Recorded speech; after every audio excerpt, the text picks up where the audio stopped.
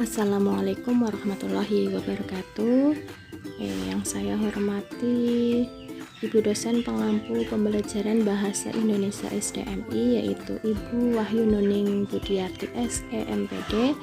Perkenalkan, nama saya Titi Endo Fatmawati dari PGMIB semester 5 Institut Agama Islam Imam Ghazali Cilacap.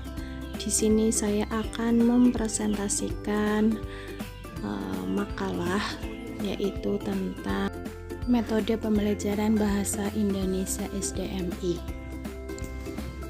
Yang pertama, pengertian metode pembelajaran bahasa Indonesia SDMI. Di dalam dunia pendidikan, metode adalah rencana penyajian bahan yang menyeluruh dengan urutan yang sistematis berdasarkan pendekatan tertentu. Jadi, metode pembelajaran adalah ilmu yang mempelajari cara-cara untuk melakukan aktivitas yang tersistem dari sebuah lingkungan yang terdiri dari peserta didik dan pendidik untuk saling berinteraksi dalam melakukan suatu kegiatan sehingga proses belajar berjalan dengan baik, dalam arti tujuan pembelajaran itu tercapai. Selanjutnya, metode pembelajaran bahasa di kelas rendah adalah sebagai berikut. Yang pertama ada metode eja atau abjad. Yang kedua ada metode suku kata atau metode kata. Yang ketiga ada metode global. Dan yang keempat ada metode struktural analisis sintesis atau disingkat dengan SAS. Selanjutnya, menentukan teknik dari metode pembelajaran bahasa Indonesia SDMI. Teknik itu sendiri adalah aktivitas tertentu yang diterapkan di dalam kelas yang sesuai dengan metode dan sesuai pula dengan pendekatan. Teknik bersifat implementasional sebab teknik merupakan implementasi perencanaan pengajaran di depan kelas atau aplikasi dari metode di dalam pembelajaran. Nah, alasan atau nalar guru memilih dan menetapkan suatu metode dalam kegiatan pembelajaran diantaranya yaitu yang pertama adalah metode ini sesuai dengan pokok bahasan dalam rangka lebih mencapai sasaran dan tujuan pembelajaran. Yang kedua, metode ini menjadi kegiatan siswa dalam belajar dan meningkatkan motivasi atau semangat belajar.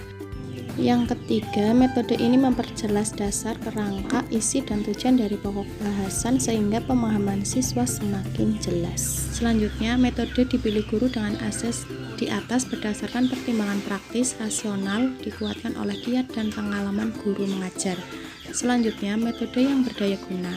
Belum tentu tunggal, jadi suatu metode dapat digunakan secara kombinasi atau sintesis terpadu dan dilengkapi dengan media tertentu bahkan multimedia. Dasar pertimbangannya adalah sasaran dan tujuan pembelajaran. Selanjutnya yaitu tentang teknik-teknik yang biasa digunakan dalam pembelajaran bahasa Indonesia. Yang pertama ada teknik pembelajaran menyimak.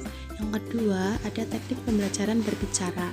Yang ketiga ada teknik pembelajaran membaca. Dan yang keempat adalah teknik pembelajaran menulis. Faktor-faktor dalam menentukan metode pembelajaran bahasa Indonesia SDMI. Penentuan dalam pemilihan strategi atau metode mengajar dalam pembelajaran harus memperhatikan beberapa faktor yang mempengaruhi pembelajaran. Menurut Anitah dan kawan-kawan bahwa faktor-faktor yang perlu diperhatikan dalam pemilihan penggunaan strategi atau metode belajar adalah sebagai berikut. Yang pertama, tujuan pembelajaran atau kompetensi siswa. Yang kedua, karakteristik bahan pelajaran atau materi pelajaran. Yang ketiga, waktu yang digunakan. Yang keempat, faktor siswa atau peserta didik. Yang kelima, yaitu fasilitas, media, dan sumber belajar. Selanjutnya yaitu tentang hubungan metode dan prinsip pembelajaran bahasa Indonesia SDMI. Prinsip belajar itu sendiri berguna untuk melihat kekuatan dan kelemahan dari metode pembelajaran. Tentu saja kekuatan dan kelemahan metode dilihat dari prinsip-prinsip belajar tidak sepenuhnya menjamin kelancaran proses pembelajaran di kelas. Variabel lain seperti kepribadian guru serta perilaku awal siswa juga turut menentukan kelancaran proses pembelajaran.